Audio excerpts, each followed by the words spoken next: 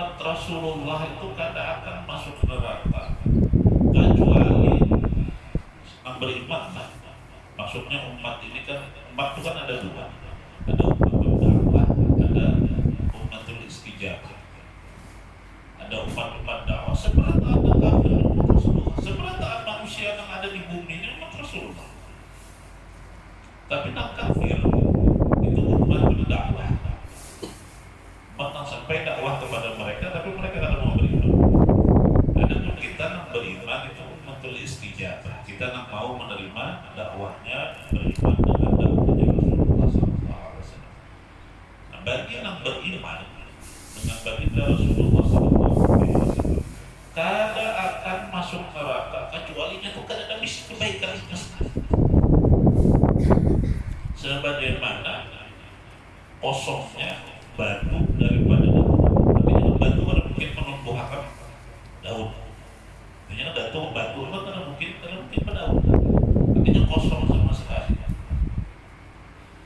Kalau kita pelajari bujur-bujur potensi pahala yang diberikan Allah Subhanahu wa Ta'ala, potensi gugurnya dosa yang diberikan Allah Subhanahu wa Ta'ala kepada umat Rasulullah sallallahu alaihi wasallam,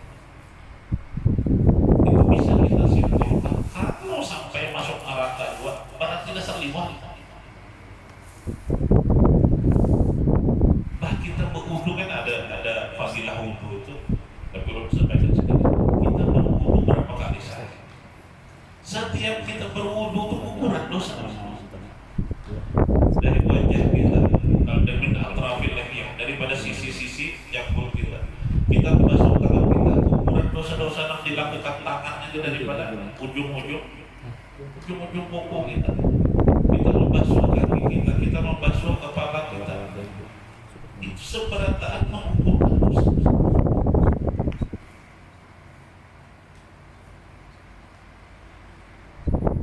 Habis itu selalu dibukakan pintu taubat bagi kita. Aku akan bosan di Allah Subhanahu wa Ta'ala menerima taubat hambaku. Sampai hambaku seorang yang bosan. Selamanya terbangki dalam keadaan syirik, pasti menerima taubat.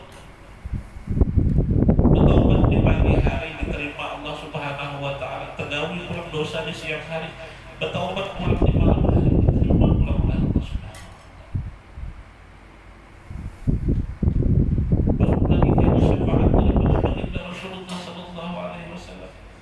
Yang jarsilin syafaati li ahli al-kabair min ummati, aku prioritaskan untuk dapat syafaat itu jadi malah kena kamu untuk menanggung dosa-dosa besar.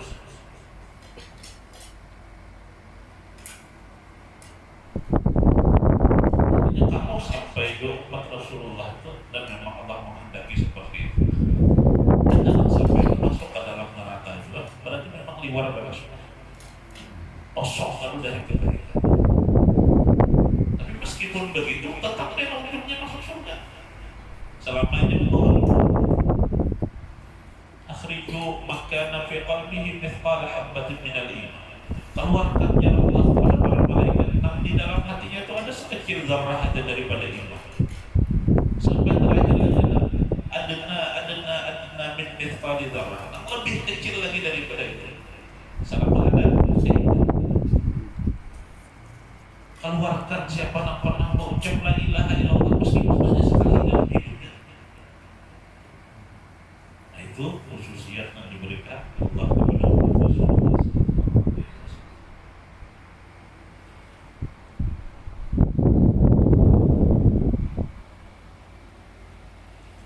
Wa fi riwayatil an Anas marfu'an akhrajaha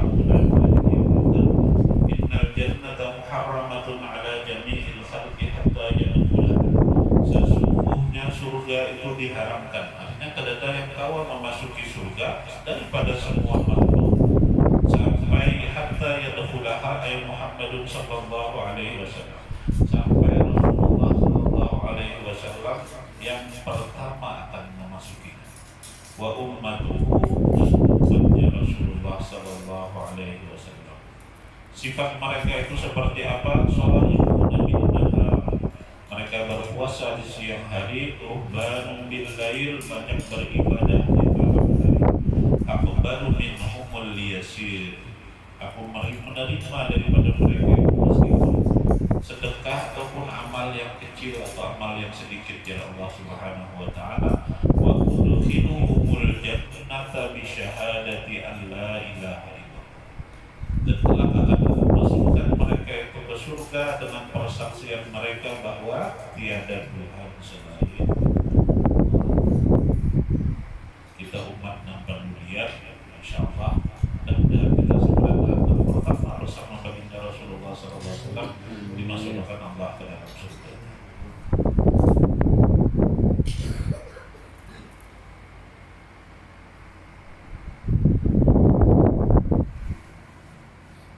Nah pada intinya khusus ini bahwa kita sebagai umat Rasulullah itu sudah disebutkan sifat-sifatnya di dalam kitab Allah, kitab Injil. Bukan hanya kita, bahkan Rasulullah Sallallahu Alaihi Wasallam sebutkan di dalam kitab-kitab terdahulu dan diketahui ciri-cirinya oleh orang-orang Nasrani dan orang-orang Yahudi. Para ahlul kitab itu mengetahui ya'rifuna kama ya'rifuna abna'ahum. Mereka meminangui akan ciri-ciri Rasulullah itu sebagaimana mereka menanggung anak-anak mereka. Dimana kada bawa beriman karena memang kada mendapat hidayah daripada Allah Subhanahu wa taala. Pernah saya kisahkan tentang salah satu rahib Yahudi di Madinah pada saat itu, Zaid bin Sa'kan. Yang sudah membaca Taurat, mengetahui tentang ciri-ciri Rasulullah SAW, melihat seberata bahwa yang disebutkan di dalam Taurat itu memang jujur ciri Rasulullah seperti ini. Sudah menyaksikan seberata, sebutin lagi melihat bahwasanya di dalam Taurat itu disebutkan Rasulullah itu yasbiqu ilmuhu qadaba, bahwasanya kelemah lembutan Rasulullah itu sifat itu mendahului atau mengalahkan sifat marah. Pura-pura memarahi Rasulullah Sallallahu Alaihi Wasallam. Pada saat itu ada orang datang kepada Rasulullah daripada satu perkampungan, mengisahkan, menghabarkan bahwa kamu di kampung lagi kesusahan, lagi pacak-lip dan sebagainya. Lalu Zaid bin Sa'kan ini menawari Rasulullah, aku hanya panen kurma, akunkah kau hutangi? Batas waktunya sekian, dihutangi. Lalu Rasulullah berhutang kepada Zaid bin Sa'kan ini kurma ini tadi lalu dihibahkan, jadi dihadiah kepada kaum muslimin yang di kampung dan di luar kota Madinah. Belum sampai waktunya atau belum jatuh tempo, datang Zaid bin Sa'kan ketika Rasulullah sedang berkumpul dengan sahabat, langsung menarik baju sini, langsung berkata-kata kepadanya, inna qaumukum, wahai orang-orang Quraisy, bukan kami ketujuh menunda-nunda bayar hutang. Pokoknya berkata-kata kepadanya, sampai emosi saya di rumah berdiri sudah mohon sebentar, minta izin sama Rasulullah, biar diizinkan langsung berpangkat. Saking sakit. Tapi Rasulullah pertama dicela, bukan hanya sini yang dicela pada saat itu, bahkan kaum Quraisy ditanggung kaum memukul orang-orang yang ketujuh menunda-nunda bayar hutang. Macam-macam dicela di masa. Cuma pada dasar senyum menjadi Rasulullah Sallallahu Alaihi Wasallam. Bahkan hutang memang belum jatuh tempo. Lalu disuruh saya nomor duduk ke Muhammad. Kenapa kau panjang lebar? Bawanya ke Baitul Mal. Bawa Zaid bin Sa'kan ke Baitul Mal. Hanya Presiden menyuruh saya dengan apa? Bayari hutangnya 2 kali lipat. Hutang kemana aja Rasulullah? Bayari 2 kali lipat. Kenapa wahai Rasulullah? Yang pertama memang separuh memang hutang. Yang kedua sebagai gantian karena engkau tadi menakutani. Sekian mulianya Rasulullah SAW. Di bawah berjalan berdua dengan seseorang. Lalu saya berkata, kamu tahu kalau aku wahai Umar,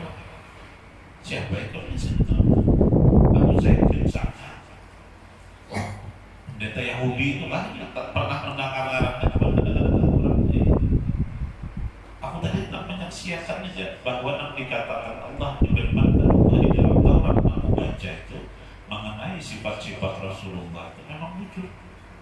Dan ternyata ini aja lagi aku belum yakin di sini. Ternyata aku sudah melihat secara langsung sahaja dan keluarga sendiri pun beriman pada karena kelemahan Rasulullah itu hal sangat patut, sangat perlu untuk kita coba. Dan kita berupaya baik lawan siapapun, kayak apapun orang lawan kita. Itu kan kalau itu di luar kuasa kita. Ridwan nas ghayatul la tudrak. Kita kadang kawan mulai seberapa manusia senang lawan kita, baik lawan kita. Itu di luar kuasa kita. Tapi kita bisa berupaya supaya baik lawan seberapa manusia. Kita tahu kalau pernah membaca sejarahnya pemimpin kaum munafikin Abdullah bin Ubay bin Salul. Kayak apa bencinya sama Rasulullah. Luar biasa berusaha terus memecah belah kaum muslimin. Orang-orang yang zahirnya Islam tapi dalam hatinya kufur.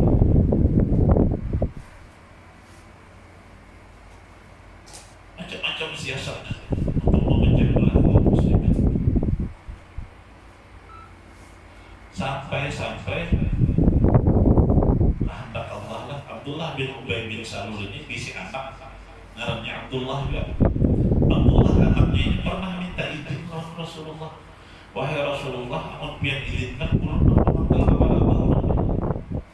Karena Abdullah anak ini orang taat, orang begitu beriman kepada Rasulullah Sallallahu Alaihi Wasallam. Melihat kelakuan Allahnya seperti itu, sampai minta izin kepada Rasulullah. Amun pian izinkan, urut seorang memanggil kepada Allah. Rasulullah tidak mengizinkan. Namun kayak sebagian sahabat lainnya juga bersuara kayak kalau kita bunuhi aja orang munafikin. Karena akan menjadi gambaran tanda baik dari Rasulullah bahwasanya membunuh ashabnya. Karena secara zahir buahnya ini beriman. Bahkan terkadang umat sebagian meskipun koler. Wa idza qamu ila sholati qamu kusala yura'un. Orang-orang munafik itu pun juga sembahyang. Tapi karena koler, sebenarnya koler. Yura'un dan sedang dilihat aja oleh manusia supaya dianggap muslim juga. Lalu pada akhirnya Abdullah bin Ubay bin Salul ini meninggal. Anak ini sebagai anak lah tetap cinta lawan kita meskipun kayak itu keadaannya. Meminta lawan Rasulullah, wahai Rasulullah, ulun minta baju biak untuk ulun jadikan kain kafan. Dibagi oleh Rasulullah. Padahal kelakuannya Rasulullah. Dibagi.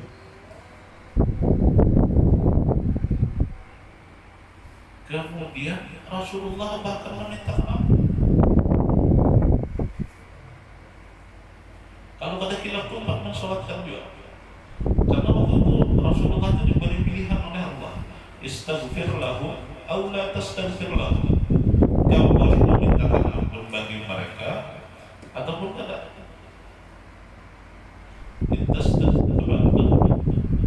Istaghfir lahum 70 marratan fala yaghfirullahu lahum. Tapi janganlah meskipun engkau memintakan ampunan sampai 70 kali, Allah ada mengampuni mereka. Tapi pada saat itu masih diberi ikhtiar oleh Allah, boleh memilih. Lalu setelah disolatkan kepada hilal itu, setelah Rasulullah mensolatkan itu, hanya turun perintah wala tusalli ala ahadin minhum mata abadu wala taqum ala qabri. Setelah peristiwa itu hanya Allah melarang Rasulullah untuk mensolatkan orang-orang munafik. Tapi karena kebaikan Rasulullah, artinya segala keburukan yang dikerjakan oleh Abdullah bin Ubay bin Salul, Rasulullah membalasnya dengan kebaikan, sehingga kelompoknya atau bahkan keluarga daripada Abdullah bin Ubay bin Sallallahu pada saat itu masih munafik, akhirnya menjadi orang-orang yang menuju Islam karena kebaikan.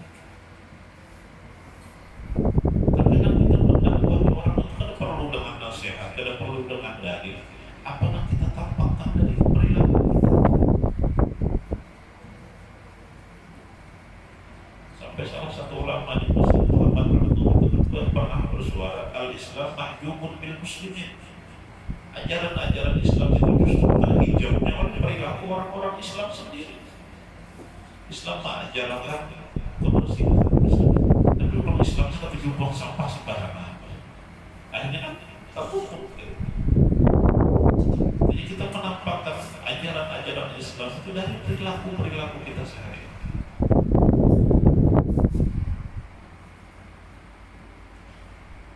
Nah, yang ketiga, bahwasanya anna hadhil ummata la tajtami'u ala dhalalah.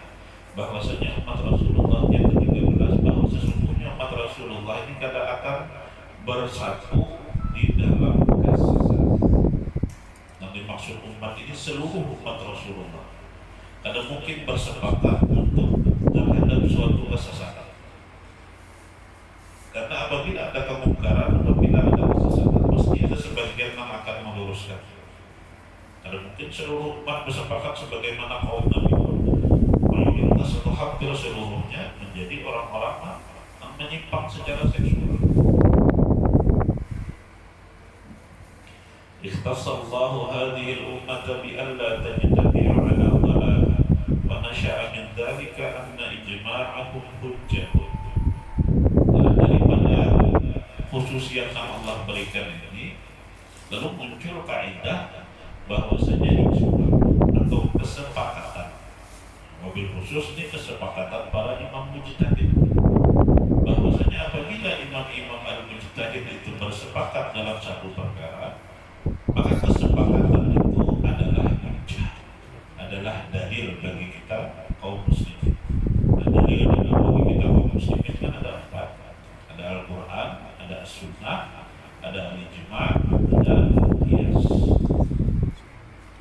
Jadi apabila ada sudah bersepakat para imam ini, kadang boleh ada perbedaan pendapat, kadang boleh ada yang menyalahi ijma'. Karena itu tadi bersepakat para imam mujtahid yang boleh jadi imam sholat berjamaah apabila ada laki dan binian.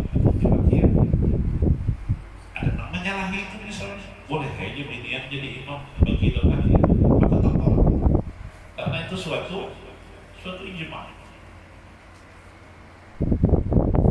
Ijma' kaum muslimin dari bahari sampai wahini bahwasanya jilbab bagi bebinian, menutup aurat bagi bebinian hukumnya wajib bagi jangan telapak tangan. Dari zaman Rasulullah SAW sampai wahini, bahkan bisa dikatakan itu ijma' antara ahlu sunnah dan syiah. Artinya syiah pun sepakat dalam hal ini. Maka siapapun yang menyalahi ijma' itu kita tolak. Siapapun, profesor, ahli tafsir, atau mohon maaf bahkan habib, meskipun habib, ulama sebesar apabila menyalahi ijma' itu tolak. Karena ijma' itu ijma' kaum muslimin bahwasanya haji hanya bisa dilakukan di Mekah. Pada kemudian wukufnya hanya bisa dilakukan tanggal 9 Dzulhijjah. Itu ijma'. Lalu misalnya cendekiawan muslim bersuara, Arafah itu kan kakak itu aja luasnya, Mina ya kakak itu aja luasnya, sedangkan jamaah anak berhaji itu banyak.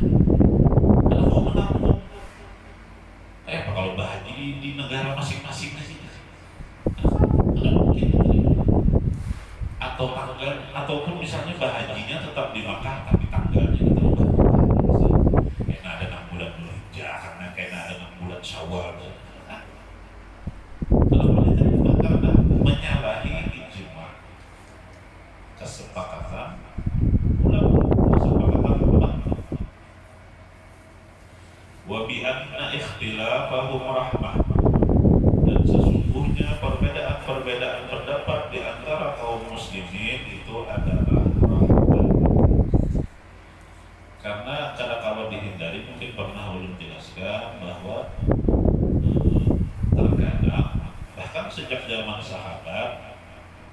dalam memahami hadis itu ada terbuka kemungkinan berbeda pendapat atau berbeda pemahaman.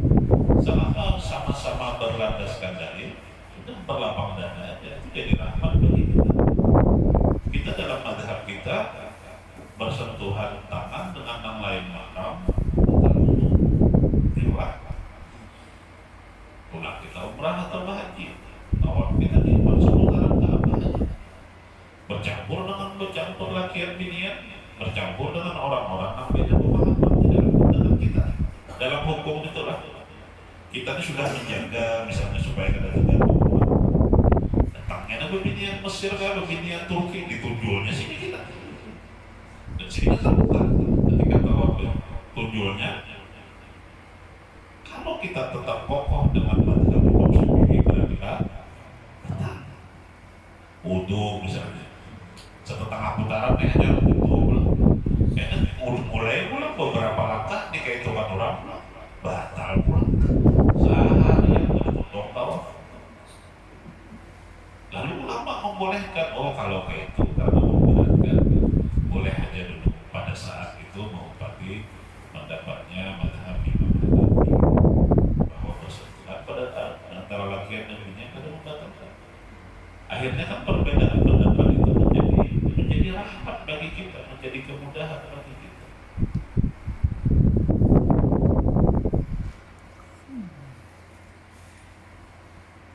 Tapi perlu diperhatikan, ada seberantakan perbedaan pendapat itu bisa diterima. Walaysa kullu khilafin ja'a mu'tabara illa khilafun lahu hazzun minan nazari.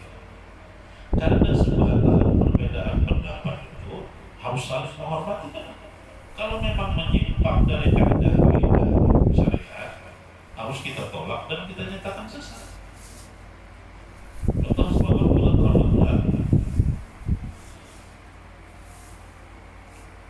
nasnya sebenarnya syarih itu kan sebenarnya untuk menentukan awal bulan itu harus awal dan akhir bulan itu harus ru'yah. Nah nasnya itu nas syarih kan gitu. Bahkan apabila apabila kada nampak hilal pada saat itu, Rasulullah itu kan memerintahkan sempurna 30. Kalau kita mau pakai dalil secara teks, kita harus mempati hilal.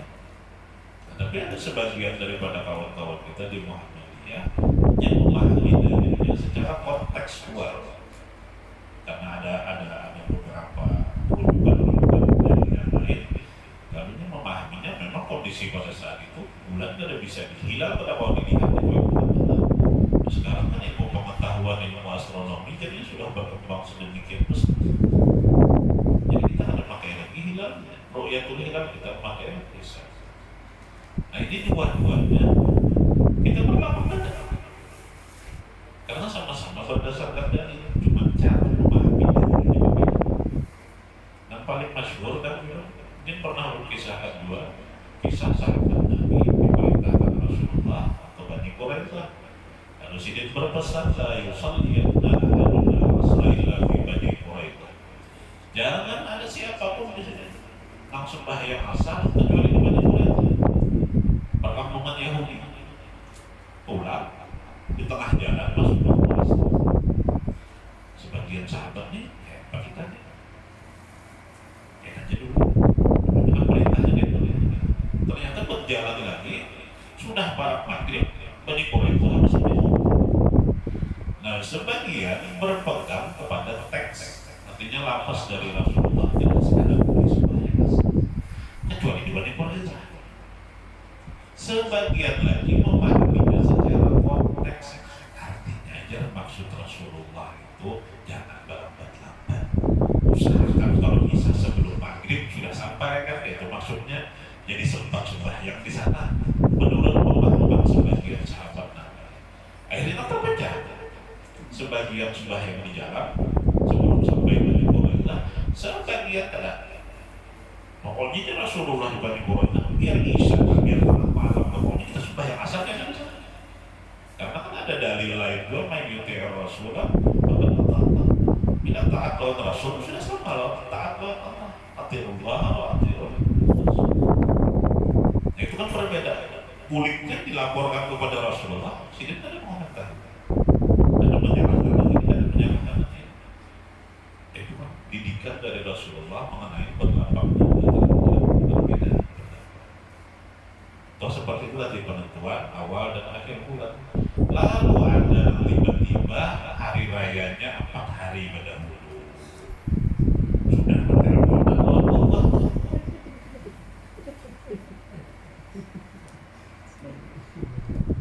Berbeda pendapat kalau aslinya kita. Nah, tapi itu bukan perbedaan pendapat namun mu'tabar. Karena memang kededalan dasarnya dalam syariat. Harus tegas kita nyatakan itu sesat. Nah, itu maksud paham lah. Sama juga seperti apalagi kalau menyelisih jemaah tadi, kalau jelas.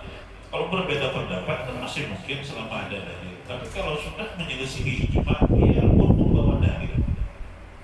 Oh, dalil ini jadinya harusnya masalah jilbab misalnya ada yang mengatakan jilbab itu wajib. Dalilku kayak ini atau caraku memahami dalil kayak ini. Tapi menyelisih ijma itu tak menolak.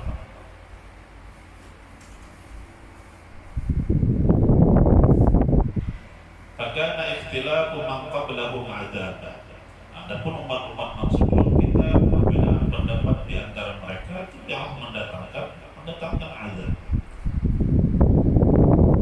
Imam Ahmad meriwayatkan dan Imam At-Tabrani daripada Abi Basrah Al-Ghifari radhiyallahu anhu an Rasulullah sallallahu alaihi wasallam qala Rasulullah sallallahu alaihi wasallam bersabda sa'alullah la yajma'a ummati 'ala dhalalah. Aku memohon kepada Allah Subhanahu wa taala agar Allah tidak mengumpulkan umatku di dalam kesesatan. Fa'atani, maka Allah memberinya kepada. Wa sa'altuhu alla yulhira 'alaihim 'aduwwan fa'atani. Dan aku memohon kepada Allah Subhanahu wa taala agar umatku tidak dikuasai musuh sepenuhnya. Fa'atani, maka Allah memberikannya kepada. Artinya mungkin ada sebagian daripada kaum muslimin saat ini tertindas daripada Rasulullah sallallahu alaihi wasallam saat ini tertindas, tapi tidak sepenuhnya. Itu yang dimohonkan oleh Rasulullah sallallahu alaihi wasallam. Inna Allah la yajma'u ummati ala dhalalah wa yadullahi ala al-jama'ah. Sesungguhnya Allah Subhanahu wa taala tidak mengumpulkan umatku di atas kesesatan. Wa yadullahi 'alal jamaah. Dan petunjuk Allah itu ataupun keridhaan Allah itu bersama jamaah. Faman syadza fadda finnar, barang siapa yang menyimpang dari menyimpang di dalam neraka. Jadi kalau misalnya ketika umat terpecah-pecah, kita hendak tahu siapa namanya, mati aja dah paling penting. Itu tuntunan yadullahi ma'al jamaah. Di riwayat lain yadullahi ma'al jamaah. Misalnya kita menonton video atau mendengar ceramah atau apa yang menjelek-jelekan misalnya ahlu sunnah syariah, orang-orang menyembah ini, orang-orang ahli bid'ah dan sebagainya.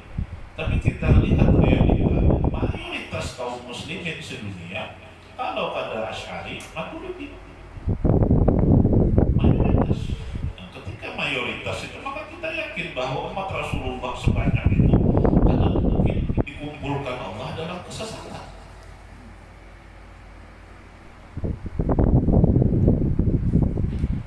Ar-Rabi' Asyar yang ke-14, Allah la yuhliku hadhihi ummata biju'in wala gharaqin.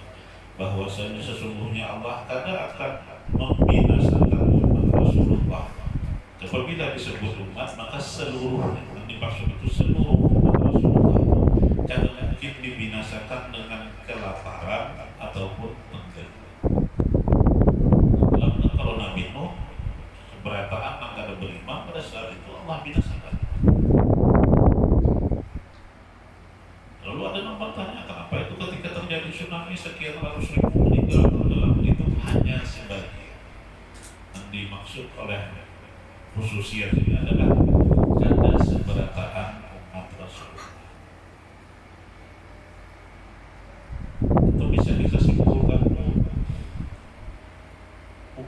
Rasulullah itu sebenarnya mungkin banyak di antara kita itu memang berhak diazab oleh Allah Subhanahu wa Ta'ala, tapi Allah ada maaf. Allah sudah azabnya itu kan sampai di akhirat. Umat-umat terdahulu, kaum Nabi Hud, kaum Nabi Lut, kaum Nabi Saleh dibinasakan dengan didakwahi sekian waktu karena mau beriman dibinasakan. Kaum Nabi Lut, pertama kali manusia ada penyimpangan seksual pada zaman kaum Nabi Lut.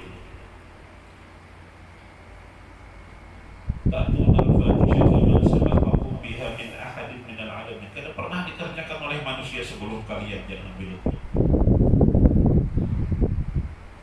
Saking buruknya perbuatan itu sampai Allah mengadarnya lebar. Faja'alna 'aliyaha safilaha. Asalnya di atas juga diterima. Wa amtarna 'alaihim hijaratan min sijil. Ditambahkan daripada batu-batu daripada api neraka. Ada sisanya sama sekali. Sampai ini banyak makan percaya. Ujuran geram dia kisah Nabi Lut itu jangan tuh gitu. Nanti percaya dengan Islam. Banyak orang Islam ada percaya. Sampai terang-terangan banyak orang berani mengaku. Saya mau seksual. Banyak yang berani mengaku terang-terangan seperti itu. Seandainya kisah Nabi Lut itu muncul, kenapa saya sekarang belum diangkat? Menantang sampai menantang. Mau kisah Nabi Lut itu muncul, disiksa wanita terpulang, kenapa saya sekarang belum diangkat? Dari itu. Kita sebagai umat Rasulullah Sallallahu Alaihi Wasallam, mungkin ada sebagian kita seharusnya mendapatkan adab daripada Allah Subhanahu Wa Taala. Tapi karena dipandang sebagai umat Rasulullah SAW, Allah tidak menurunkan adab. Selama masih ada maka Allah liyu'adzibahum wa anta fihim. Allah tidak akan mengadab mereka selama engkau masih ada di antara mereka. Wa maka Allah liyu'adzibahum wa hum yastaghfirun. Selama masih ada meminta ampun Allah.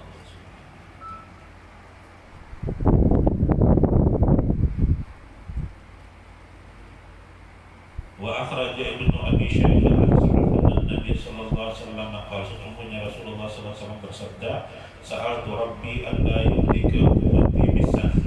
Aku memohon kepada Allah Subhanahu wa taala agar Allah tidak membinasakan umatku dengan pajak bencana kelaparan setahun saja. Fa'ataniha, maka Allah Subhanahu wa taala memberikannya kepadaku. Wa sa'altuhu an la yuhlika dan aku memohon kepada Allah agar Allah tidak membinasakan umatku dengan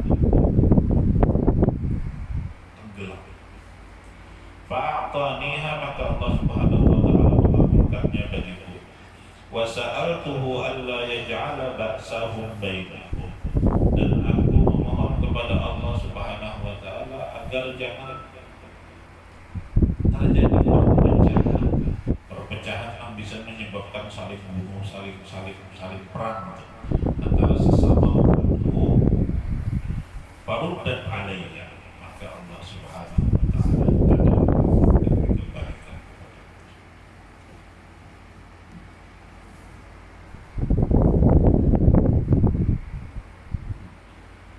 Itu tadi yang kita pelajari dari Al-Quran daripada khususiyat untuk umat Rasulullah SAW. Dan kita wajib bersyukur,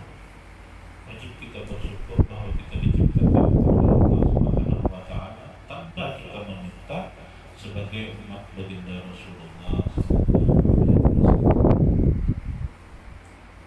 Ada kesulitan. Sebutin lagi lah. Lalu setelah khususiyat itu membicarakan tentang syaraf, kemuliaan. Nah ini bab per bab mungkin ada kemuliaan atau fadilah wudhu, mungkin ada fadilah sholat, ada fadilah jalan kaki ke masjid, ada fadilah bangun masjid. Nah insyaallah kita pelajari satu persatu.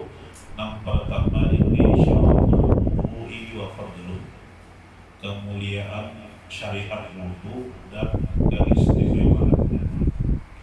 Wa minasyarafil ladzi iddakharahu Allah Ta'ala li hadhihi al-ummati ma a'addahu Allah min ats-tsawabil jazil wal fadlil jamil 'ala al-wudu. Di antara kemuliaan yang Allah siapkan untuk umat Rasulullah sallallahu alaihi wasallam adalah apa yang Allah persiapkan dengan pahala yang besar dan anugerah yang indah atas wudu. Min dzalika di antaranya annal wudu'a tutahhirul insana minal khataaya wa yunadhifu jawarihahu wahidatan wahidatan. Bahwasanya wudu itu mensucikan manusia daripada dosa-dosa kecil dan membersihkan anggota tubuhnya satu persatu. Fakullama ghassala jarihatahu kharaja minhal khataaya allati tarafatha. Setiap dia membasuh satu anggota tubuhnya, keluar daripada anggota tubuh dosa-dosa yang dikerjakan oleh anggota tubuh tersebut. Qala sallallahu alaihi wasallam, Rasulullah sallallahu bersabda, man tawadda'a wa ahsana al-wudu'a, barang siapa yang berwudu dan membaguskan wudunya, artinya dikerjakan secara sempurna, dikerjakan adab-adabnya, kharaja khatayahu, maka keluar dosa-dosanya daripada tubuhnya, bahkan keluar dosa itu daripada ujung-ujung kukunya.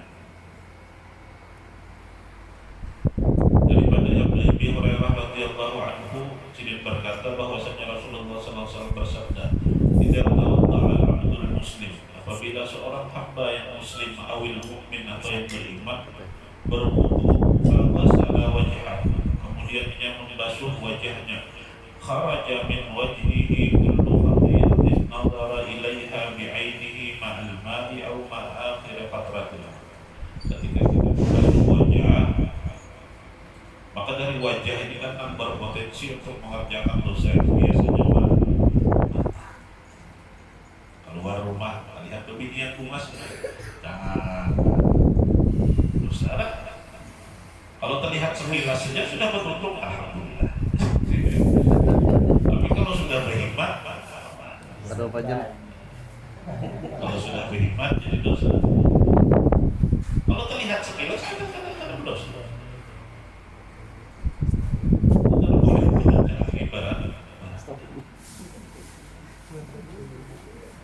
Apalagi di zaman digital ini, mendahulu menggawi itu kan harus keluar rumah.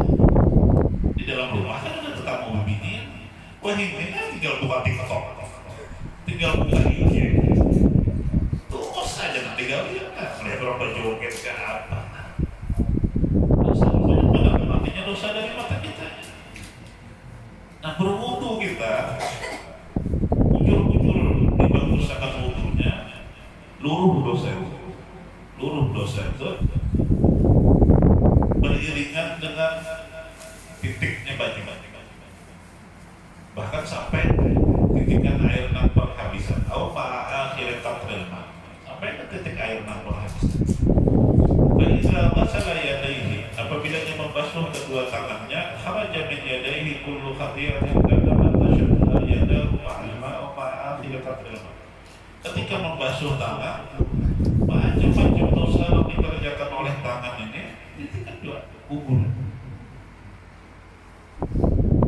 Tapi kalau dosa berkaitan dengan manusia, beda lagi lah, tetap harus ditunaikan. Misalnya ambil harta, karena kalau dosa itu hilang kecuali dikembalikan ataupun minta kerelaan keritaan.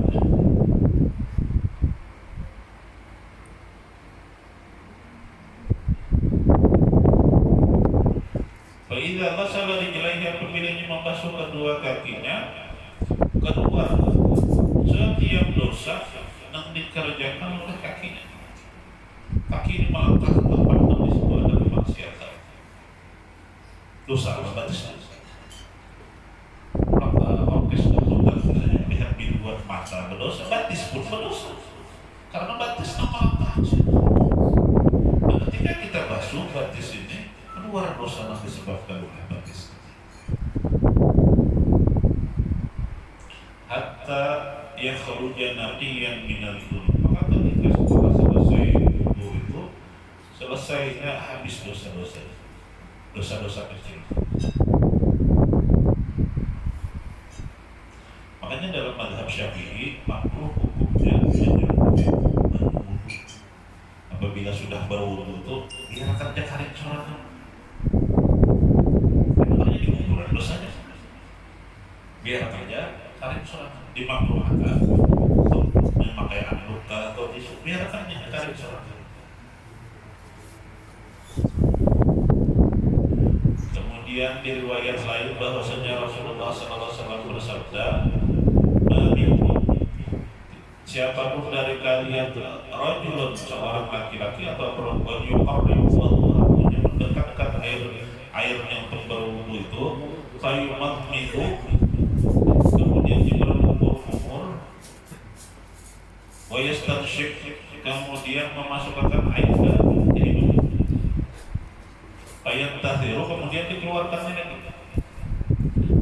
Illa salat khataya wajhihi wa fihi wa khayashimi, kecuali lebur, artinya hancur atau hilang dosa-dosa yang dilakukan oleh wajahnya, dilakukan oleh mulutnya, dan dilakukan oleh lubang hidungnya, khayashumnya, lubang dalam hidung.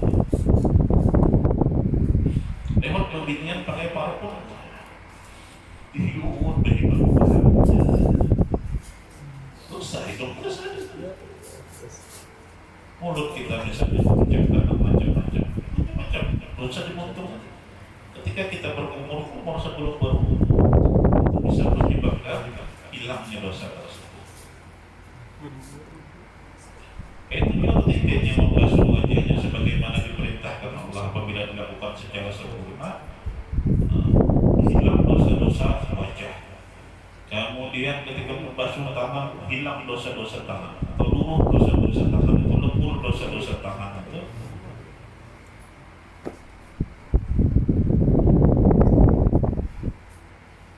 Selesai berwudu, fa'in huwa qama fasalat, kemudian setelah berwudu kemudian ia salat, fahamidallah, kemudian ia memuji Allah Subhanahu wa ta'ala, wa athna alaihi wa majjada billadhi huwa lahu ahlun, kemudian dia mengagungkan Allah Subhanahu wa ta'ala dengan sifat-sifat yang memang pantas bagi Allah, wa farraga qalbahu lillah, kemudian dia mengosongkan hatinya hanya untuk Allah, illa sarafa min khati'atihi ka hayatihi yawma waladathu ummuh, tidaklah seperti itu dikerjakan kecuali dia berpaling daripada keadaannya itu seperti keadaan yang baru dilahirkan oleh mama. Ini dosa-dosanya habis.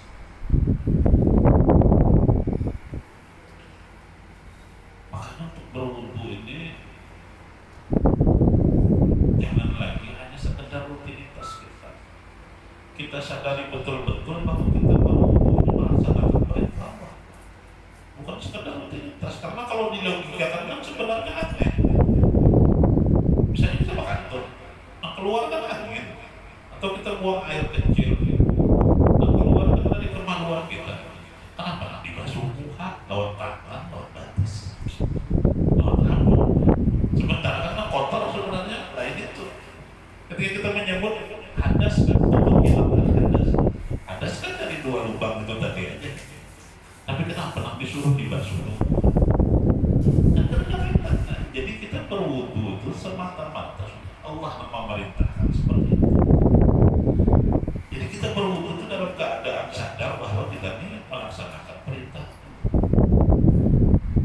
Adab-adab yang diajarkan oleh Rasulullah kita gawi dulu. Kemudian itu kita harapkan dosa-dosa kita diampuni oleh Allah Subhanahu. Terlebih lagi apabila wudunya itu wudu kita untuk sholat. Dan kita bisa wudu di luar waktu sholat. Tapi kalau kita hendak sholat, masuk waktu sholat, kalau kita berwudu, itu sudah harus hadir hati kita. Lalu berjalan misalnya ke masjid atau ke mushola atau kemana-mana sholat berjamaah, itu sudah harus hadir hati. Makanya dalam salah satu hadis Rasulullah apabila kalian mendengar iqamah, famshu, maka berjalanlah. Rasulullah itu kadang-kadang mempelajari atau bahwa bila sudah qomat kita kada perlu buru-buru. Qomat misalnya, wah kita ke masjid, sampai masjid maghrib, tapi nggak boleh khusyuk lagi. Jadi masih mendengar qomat, kalaupun panjangan masuk kan berjalan dengan famsyuh di sini. Wa alaikum bis sakinati wal waqar. Berjalanlah dalam keadaan tenang, keadaan berwibawa. Sampai ke masjid, apabila terbaik kita ada masuk sempurnakan, empatlah dengan imam di sini. Apabila ada yang tertinggal rakaatnya, maka sempurnakan. Jadi maksudnya dalam berjalan sudah hati-hati kita Allah Subhanahu wa Ta'ala. Bahkan dari kita berwudu itu sudah harus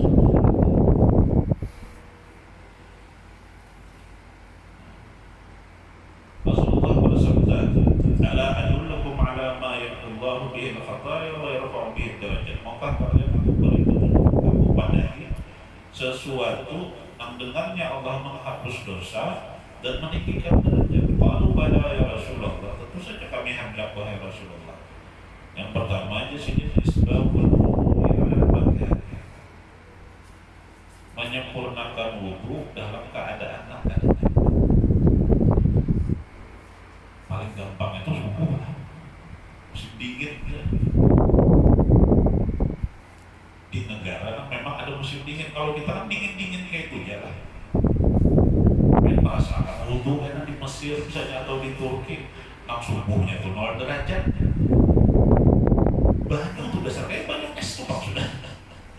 Kadang ada panas pulang di rumah tuh misalnya kalau di Mesir sempat ya.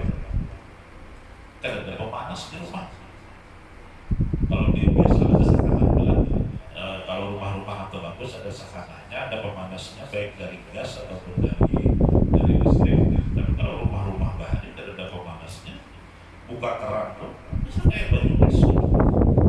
Kayak apa? Kayak rasanya berwudu lah, kayak baju es. Sampai Tuhan bekas kayak gitu. Nah itu salah satu keistimewaan yang pernah menjadi manaqib Syekh Muhammad Al-Hafiz At-Tijani Al-Misri itu. Sidin kayak apapun keadaannya, sidin orang yang senantiasa menyempurnakan wudu. Meskipun di musim dingin sama kayak wudu di musim panas. Karena sunnah Rasulullah isbabul wudu pada maghrib. Jadi meskipun kondisinya ada nyaman, tetap wudu itu dilakukan secara sempurna. Kemudian wa kathratul khuta ilal masajid, banyak langkah kaki menuju masjid. Dalam riwayat lain dua ini saling berkaitan. Jadi dianjurkan apabila sembahyang berjamaah ke masjid itu sudah berwudu dari rumah. Jangan ke masjid hanya berwudu di masjid. Kecuali memang kada kawal. Ketika lagi di jalan, tapi kalau berangkatnya dari rumah, dalam satu riwayat itu dianjurkan sudah berwudu dari rumah, kemudian melangkahkan kaki ke masjid. Ada yang memahami melangkahkan kaki ini secara tekstual, ada juga yang memahami kontekstual. Kalau dahulu kan memang pejalan batis gitu. Kalau ini kan mungkin bahkan kendaraan, bersepeda, bermobil. Tapi yang memahami secara tekstual, tapi yang disunahkan memang ke masjid itu kalau kau berjalan batis. Karena ada riwayat lain, salah satu sahabat itu tinggalnya jauh dari Masjid Nabawi, tapi tidak pernah telat ke masjid, tidak pernah masuk. Lalu sebagian sahabatnya merasa prihatin, jangannya karena himar apa? Keledai lah, keledai itu tempel lah, keledai himar. Jangan mau karena keledai, bakal yang tunggang supaya kada terlalu lama. Kadanya aku hendak langkah kaki ini dihitung sebagai pahala, dipuji oleh Rasulullah.